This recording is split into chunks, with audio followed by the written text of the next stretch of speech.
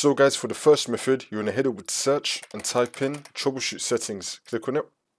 And then once you're on this, you're going to click on other troubleshooters. Now you're going to find Windows Update. Click on run.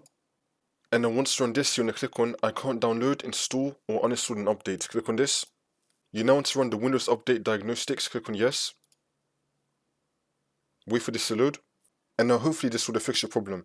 If not though, you can click on yes to talk to an agent. Or for the second method, we're now going to run the old Windows Update troubleshooter. So now we're going to head over to search and type in find and fix problems with Windows Update. Click on this. And then once you're on this, we're going to click on next. Wait for this to load. If it detects anything, it'll try to fix it for you. If that's still not working for the next method, you're going to head over to search and type in CMD. Now you're going to run it as administrator. And then click on yes.